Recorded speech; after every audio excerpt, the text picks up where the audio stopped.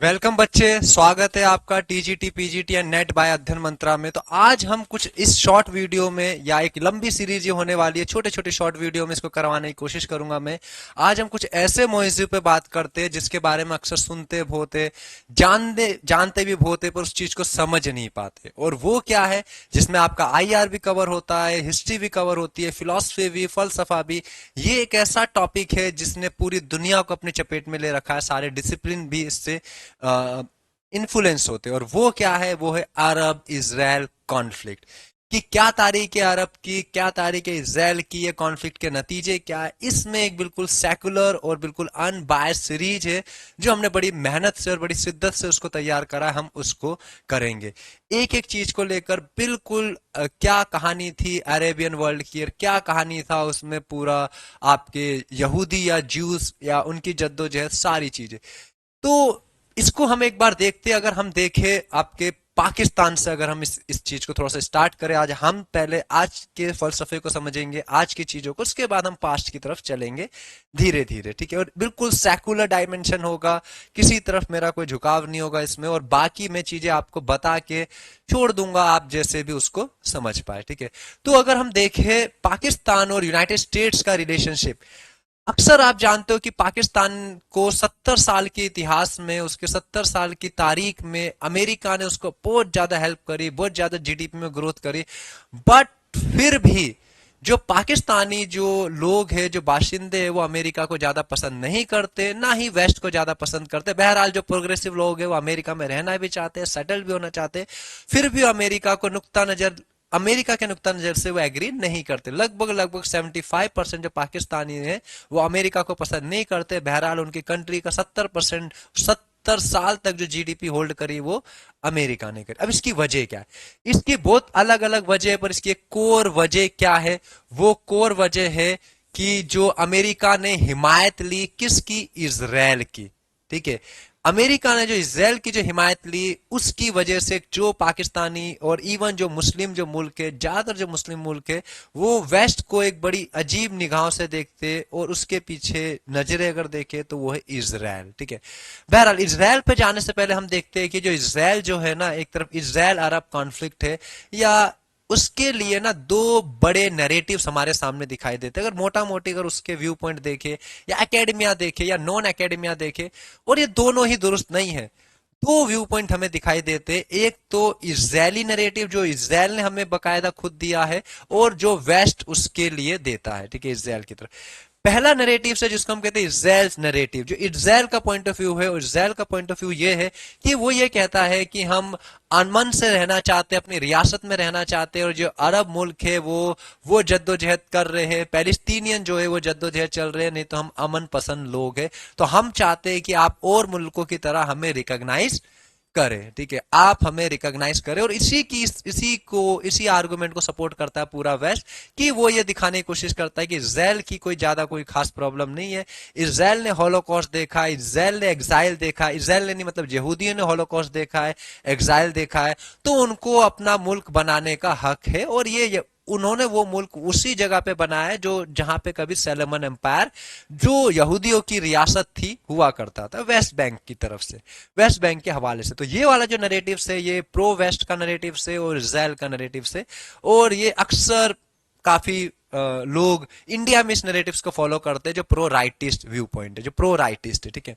दूसरा जो view point है वो है आपका किसका? वो है जूइश कॉन्स्पिरेसी नैरेटिव्स।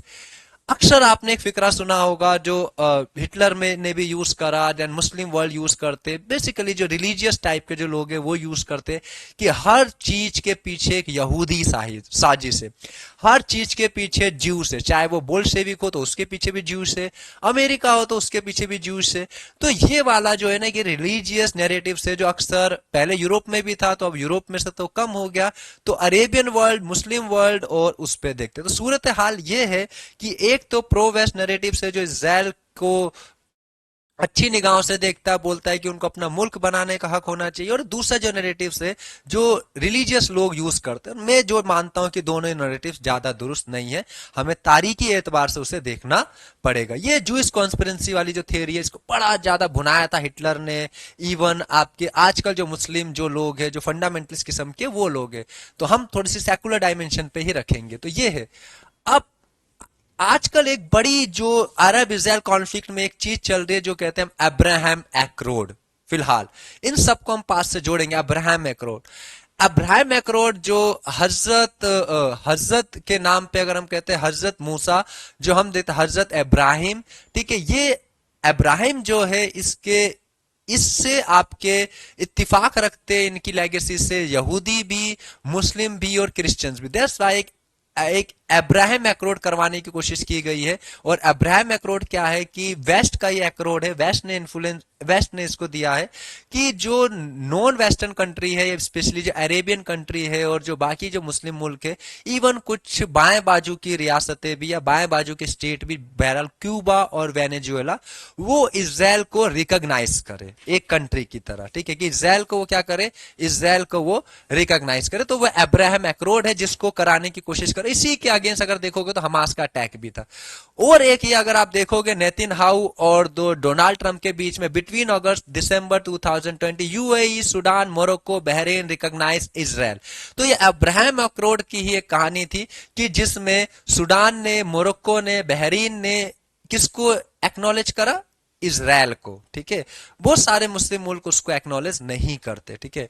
तो अगर हम देखेंगे तो अब जो यहां से एक इजराइल की जो कॉन्स्पिरेंसी थ्योरी है, जो इजराइल के अगेंस्ट जिसको हम यूज करते कॉन्स्पिरेंसी जो थ्योरी है, उसके लिए अक्सर आपने एक फंडामेंटलिस्ट की डिबेट देखी होगी या कभी मुस्लिम्स लोगों की डिबेट देखी होगी या नॉन मुस्लिम्स की डिबेट देखी होगी। वो एक पेपर को शाया करते, एक पेपर बड़ा दिखाते यहूदियों को, और इस पेपर की वजह से बताते हैं कि जो हर चीज के पीछे एक यहूदी साजिश है, ठीक है। और वो पेपर क्या है, वो ये है बड़ा important, protocols of learn elders of Zion, ठीक है।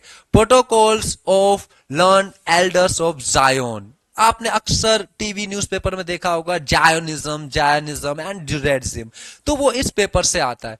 अक्सर जो मुस्लिम स्कॉलर होंगे इस पेपर को बार बार टैग करते बताते हैं कि अगर देखोगे ये एल्डर्स की मीटिंग हुई है जायोनिज्म की, यहूदियों की, और उनकी एक साजिश है कि इसमें काफी अलग अलग धर्मों को, बाकी लोगों को तबाह और बर्बाद कर दिया जाए और चीजों को टेक ओवर करे कौन, इसको ये लोग टेक ओवर करे इसको। पर इसकी चीज ये बात है कि इसको लेकर इतनी कंट्रोवर्सी क्या है, इसका भी मैं इतिहास बताऊंगा एक्चुअली में है क्या और था क्या, ये सही में था या नहीं था।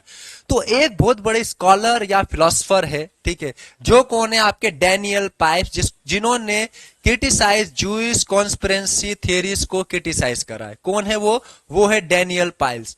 ये जो कि हर तहरीक के पीछे और हर चीज एक जूस साजिश है, उसको कंडेम करते, उसको क्रिटिसाइज करते, ठीक है। कि हर चीज जूस साजिश कैसे हो सकती है, कि आप कह रहे हो बोल्शेविक्स के पीछे भी वही है, मार्क्सिज्म के पीछे भी वही है, जमहूरियत के पीछे भी वही थे, लोकतंत्र के पीछे भी वही थे, फासिस्ट और हिटलर को बनाने वाले भी वही थे। तो ये कैसे हो सकता है, ये कैसे मुमकिन है। तो बड़ी लाजवाब इनका व्यू पॉइंट है, इनकी किताब भी है, और जिन्होंने प्रोटोकॉल्स ऑफ जायनिज्म वाली जो बात थी उसको काफी हद तक उन्होंने बताया है कि एक्चुअली क्या है। तो वैसे अभी अब कभी आपको टाइम मिले तो आप इसको पढ़ना, बट अभी फिलहाल आप इसको देखना। डैनियल पाइप जूइश कॉन्स्पिरेंसी जो थ्योरी थी उसको क्रिटिसाइज करते, काफी हद तक वो मामला ठीक भी है। ओके, हम चलते उस पेपर के लिए, उस पेपर की तरफ जो शाये करा जाता है, जो बार बार जो दिखाया जाता है कि ज्यूस का एक प्रोजेक्ट है पूरी दुनिया को कैप्चर करने का, वो एक्चुअली में था क्या, ठीक है। तो वो पेपर जो हमारे सामने जो आता है, जो पेपर जो आता है या जो किताब जो आती है, जो एल्डर्स की जो किताब आती है, वो कब मिलती है हमें, जब आपके रशियन जापानीज वॉर होती है। आपको याद होगा 1905 में रशिया और जापान का युद्ध हुआ था, जो 4 में स्टार्ट हुआ था, 5 में हुआ था, और जिसमें जार और रशिया की डिफीट हुई थी, जार और रशिया की डिफीट हुई थी।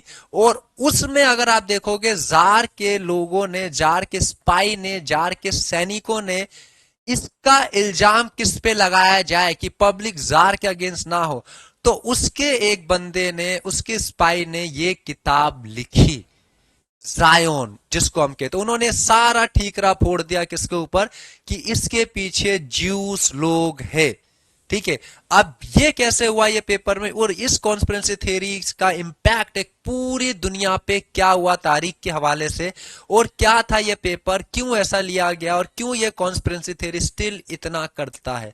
तो इसके नेक्स्ट पार्ट में जो हम करेंगे वो एल्डर जायोनिज्म और यहूदियों का पूरा इतिहास और अरब का पूरा इतिहास, और उसके लिए प्लीज वेट करिएगा इसके दूसरे पार्ट की तरफ।